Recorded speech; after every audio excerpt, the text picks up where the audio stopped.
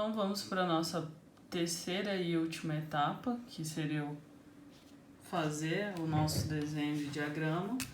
Vamos começar pelo diagrama de cortante. Então, aqui eu vou desenhar nossa grelha, mais ou menos, para a gente poder fazer o desenho. Nosso gráfico de esforços internos, né? Então, vamos começar com os valores que a gente descobriu aqui, ó. Então, em A, a gente descobriu a cortante menos 4, menos 4. Então, os dois vão vir o quê? Para a parte inferior. Então, menos 4, menos 4. Vamos interligá-los aqui. Então, aqui, negativo.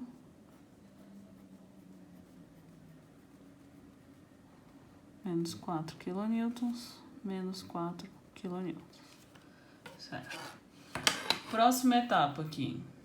No ponto B2, a gente achou 0,63, que era nesse ponto aqui.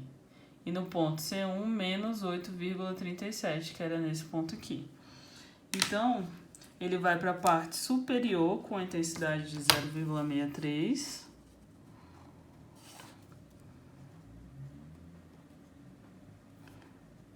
E depois ele vai descer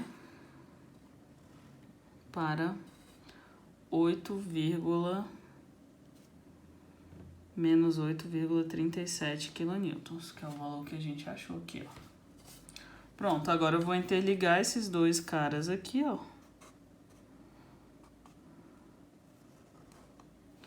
Tá meio fora de escala, certo? Mas é para representar bem aqui os trechos, pra gente não se confundir, certo? Então, só para vocês verem como que tá o comportamento. Esse comportamento aqui de função linear a gente já esperava, porque era o quê? O trecho do carregamento uniformemente distribuído. E aqui, como a gente só tinha carga pontual, seria uma função de cortante constante, certo? Próximo trecho aqui, ó, a gente só tem cargas pontuais também. Então, o que aconteceu aqui, ó? O cortante foi menos 2,92 e menos 2,92. Então, agora a gente vai desenhar esse trecho também. Então, vai descer menos 2,92 quilonewtons e aqui também. Menos 2,92 quilonewtons. Então, vejam aí, relembrando que eu estou fazendo meio fora de escala para vocês conseguirem enxergar o comportamento, tá? Então, e os valores, certo? Então, aqui tá a nossa cortante dessa parte. Por fim, a gente vai ter os últimos valores que a gente tinha encontrado aqui, ó, que deu positivo, mais 3 e mais 3 quilonewtons. Então, nessa etapa aqui, ó, vão subir os valores da cortante para mais 3 e mais 3. Então, aqui fica outro trecho constante do nosso diagrama. Então, positivo, 3 quilonewtons, mais 3 quilonewtons. E aí, a gente termina o nosso diagramazinho de cortante, tá? Vamos para a próxima etapa, que seria o nosso diagrama de momento fletor. E o que acontece no nosso diagrama de momento fletor? Onde eu tenho função constante, o meu momento fletor vai ser uma função linear. Então, diagrama de cortante constante, eu vou ter uma função de primeiro grau no meu momento fletor. O meu diagrama de momento fletor, certo? Onde eu tenho aqui a função de primeiro grau, na cortante, que é esse trecho aqui do carregamento uniformemente distribuído, eu vou ter uma função de segundo grau nesse trecho, que é um efeito parabólico. Lembraram aí? Então, vamos para a próxima etapazinha aqui. Então, aqui está a nossa grelha novamente, certo? Vamos fazer o diagrama de momento fletor. O primeiro valor que a gente encontrou foi 0 em A. Então, aqui vai começar em 0. Em B1, ele partiu para menos 14 kN vezes metro. Então, aqui ele vai subir para a parte superior da barra. Por quê? Aqui é onde está tracionando a fibra superior, que era o que a gente tinha indicado. E aí, como eu falei, ó, função linear nesse trecho, porque o diagrama de cortante tinha dado constante. E aqui é negativo, certo? Então, aqui deu menos 14 kN vezes metro. E aqui deu 0, certo? Próxima etapa. O trecho de diagrama de cortante, ó, vou mostrar de novo aqui para vocês. Ele tinha um ponto positivo, depois decaía para o negativo. Aqui ele está tocando ponto 0. Então, quer dizer que ele vai ter um momento máximo até ele alterar a configuração desse trecho aqui. Então, a gente vai ver aqui, ó. O momento nessa extremidade aqui está sendo 0. Então, ele vai começar em 0 aqui. E ele vai para menos 14, que é lá em cima. Só que ele vai ter um momento máximo. Então, ele vai fazer isso aqui, ó. Ele começa em 0. 0. E depois ele vai para menos 11,6, né? Aproximadamente. 11,6. Então, aqui, ó, menos 11,6. Certo? E ele é o quê? Uma função de segundo grau. Então, ele vai fazer isso aqui, ó. Ele vai ter um máximo, depois ele vai subir o valor negativo de momento fletor. E esse trecho aqui é o trecho positivo, certo? Então, aqui é a mesma proporção desse pontozinho aqui que a gente calculou, tá? Só que eu fiz sem escala, então não vai ficar perfeitozinho. Mas vocês podem fazer aí. Depois, nessa outra etapa aqui, ó, o momento, ele foi pro lado positivo. Então, ele vai descer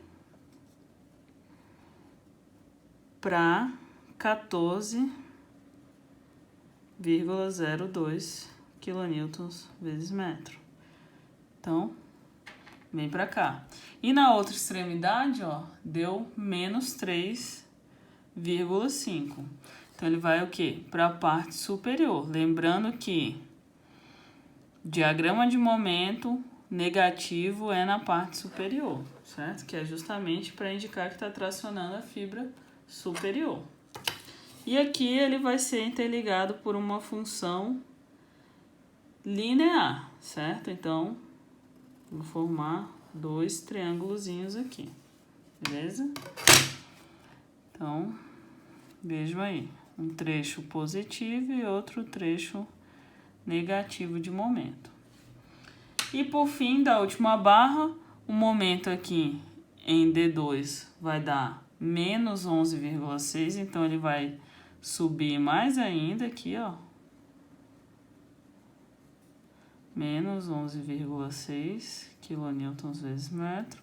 E ele vai terminar em menos 2. Então, vejam, ó, que aqui não vai terminar em 0. Vai terminar justamente naquele ponto que eu tenho o quê? O meu momento concentrado aqui de 2. Então, aqui, ó, ele vai ser uma função linear que vai virar a nossa parábolazinha, certo?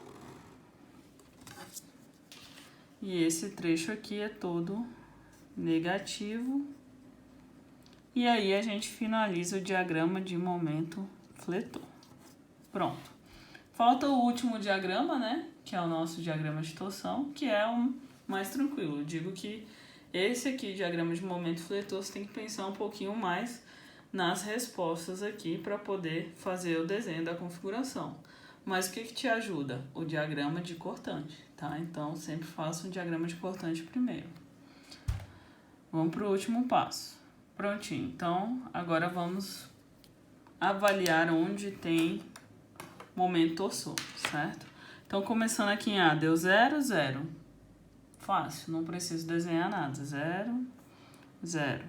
No ponto B, 2, eu já vou ter um valor de 14 quilonewtons vezes metro. E aqui eu vou seguir a mesma sequência do momento fletor.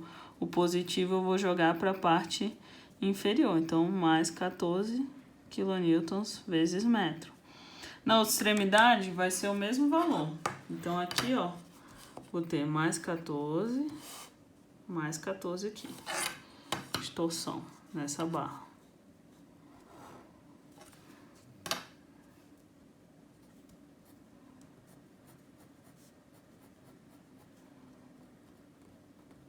Pronto, vamos para a próxima barra, que seria CD, né? Então, aqui eu vou ter torção 11,6 e 11,6. Então, eu vou ter que jogar também aqui, ó. Vou jogar para cá. 11,6 e 11,6. Quilonewtons vezes metro, quilonewtons vezes metro. Beleza? Vou interligar esses pontos aqui, ó.